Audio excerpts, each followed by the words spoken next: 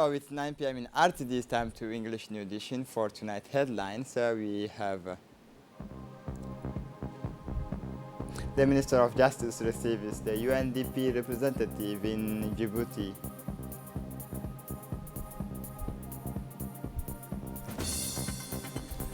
America commemorated September 11 in search of unity. Welcome to our newsroom. The Minister of Justice and Penitentiary Affairs in charge of human rights received in his cabinet Ms. Fatima El Sheikh, representative of the United Nations Development Programme UNDP. Many topics were discussed, as well as the different technical support that UNDP can provide to strengthen the judicial institution. During this visit, the resumption of the mobile court hearing was discussed. During the mobile court hearing, the legal administration goes directly to the people in the regions where courts have not yet been set up. It should be added that this hearing will have a wider jurisdiction as well as they will deal with the cases of the permanent status courts, but also with civil and criminal cases. The representative mentioned the forthcoming arrival of experts to support the National School of Judicial Studies for the development of educational program and curricula for future magistrates. The Minister of Communication in charge of Post and Telecommunication, His Excellency Radwan Abdullahi Bahdon, received in the Ambassador of Yemen in Djibouti, Mr. Abdullah Muslim Qasim Al-Qadri, on the menu of discussion the relation between the two countries, including ways and means to strengthen in telecommunication. For the ambassador, it was to inform the minister of the upcoming official visit of the Yemeni deputy ministers of telecom, who will make an official visit to Djibouti soon. The Minister of Communication, Radwan Abdullahi Bahdon, recalled the old relations between the two countries in telecommunication. For his part, the ambassador thanked the minister for the welcome he received this morning and promised to work to strengthen the relationship between the two countries, especially in telecommunication file. The delegation led by the Minister of Youth and Culture, Dr. Hibo Mimin Asowe, accompanied by the representative of USAID in Djibouti, Mr. Leo Jackson, went for its last step on its contact towers to Ali Ade. Upon arrival, the delegation was welcomed by the prefect of the region, Musa Adam Migane, the president of the regional council, Omar Ahmed Wa'ais, the member of parliament of the region, the new head of the corps of the Bias Army, Colonel Omar Mohammed Ali. At the microphone of RTD, the local authorities followed one another. All welcomed the ministers and then stressed the importance of the department, its mission, and especially the heavy responsibilities that fell to him. The meeting ended with a visit to the CDC and the playground.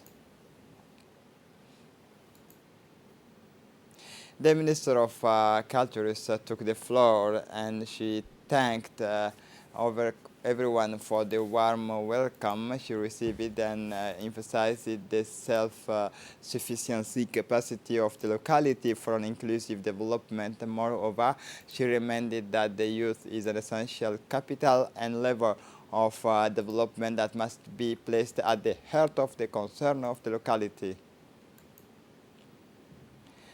The meeting room of the Camp Sheikh Osman hosted this morning of Sunday, September 12, 2021, an important working meeting and consultation on security, chaired by the Chief of the General Staff of the Armed Forces, General Zakaria Sheikh Ibrahim.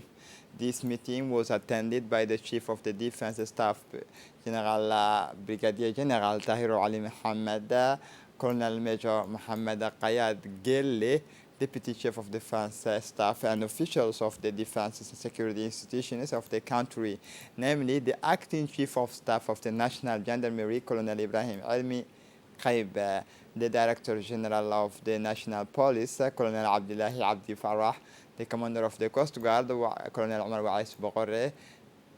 They also participate in the chief of the Tajura Inter-Army Regiment, Colonel Major Ali Shaham Dawood, and the chief of the Rapid Actions Regiment, Colonel Ibrahim Ali Farah.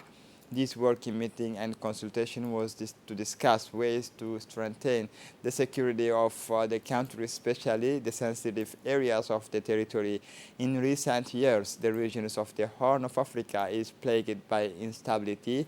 In this difficult context, Djibouti is an exception and a haven of peace that must be preserved at any cost, said General Zakaria Sheikh Ibrahim. The CS stressed the need to coordinate our efforts to overcome the security challenges of the region. On Friday, September 10, the Djibouti Coast Guard was alerted following the sinking of the fishing boat of Musha Island. A search and rescue operations at sea was immediately launched, involving several and rapid intervention of patrol boats as well as intervention teams specialized in assistance operation at sea. The sinking of the boat occurred following the strong winds accompanied by rain that fell on the capital and its surroundings, and which made the sea dangerously very agitated. The four fishermen as well as their stranded boat were found on a beach of the Musha Island, where the forces of the winds led them following the wreck. The fishermen stated that following a strong gust of wind, their boat was submerged by the waters and turned over completely. They then clung to the boat and ended up standing safely on the beach. The crew was then transferred to a Djibouti Coast Guard patrol's boat and taken back to Djibouti. The boat of the engine suffered minor material damage.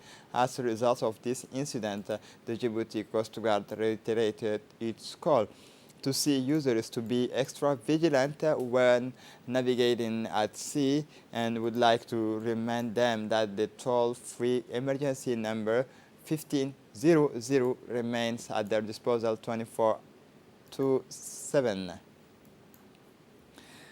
As part of the sports activity preliminary round for the qualification of the CAF Champions League, yesterday afternoon, Tasker FC drew against Alta Solar 7 1-1 of Djibouti in the first preliminary round of the CAF Champions League at the El Hadji Hassan Guled Stadium. In the first exchanges, both teams adopted a cautious approach, as Red Nether wanted to cash its first, but as time went by, both teams showed a real professional experience in their games. Their efforts paid off in the 14th minute when Ibrahim hit the frame with his half volleys, and his trembling Alta Solar 7 players picked up their places and equalized a minute later. They managed to land a free kick of 30 meters from the danger zone. Alain Traoré stepped up skillfully, beat the ball, and Emery Mercury into the Tusker goal for the equalizer. 5 minutes later, Alta Solar also missed his chance. Diafra Sakho worked his way into the danger zone, but failed to capitalize on the advantages as he shot just wide. The two teams remained as one goal apiece, just the last ammunition, and the Kenyan teams has a slight advantage before the return match on September 18 in Kenya. In the same framework, another qualification of the CAF Champions League opposite the team of Somali to the team of Rwanda. For the international scene, a minute of fast silence, reading of the name of the victims and moments of meditation for the 20th anniversary of the September 11. The United States paid tribute to the victims of the attacks on Saturday. Joe Biden presided over the ceremony and visited several sites, including Ground Zero in Manhattan. Thousands of people, including three presidents, observed the moments of silence at Ground Zero to mark the exact moment an American Airlines plane crashed into one of the World Trade Center's twin towers 20 years ago. President Joe Biden, along with former President Obama, Clinton observed a moment of silence as people remember the life-changing event 20 years ago. Joe Biden did not give a formal speech on this Saturday of remembrance, leaving the priority to the images and testimonies of the anonymous, the name being called out and the chant being raised. He went to the three sites concerning the commemoration wearing a black mask, accompanied by his wife Jill, first in Manhattan in New York, then in the flowery file of Shanksville, Pennsylvania, where the United Airlines 93 planes had crashed because of the resistance of the passenger, and finally at the Pentagon in the afternoon. And to close up this edition, Emma Raducanu of Great Britain, only 18-year-old, won the US Open by beating the 19-year-old Canadian Leylah Fernandez 6-4, 6-3 in the final on Saturday, September 11 in New York. She became the first player from the qualifying round to win a Grand Slam titles, and also the youngest since the Russian Maria Sharapova won Wimbledon at the age of 17 in 2004. Her feat is all the more impressive as Raducanu, ranked 115th in the world, won all 10 of her matches, including qualifying by 20 sets to 0. This is it for the news. Thanks for watching us. Have a good evening.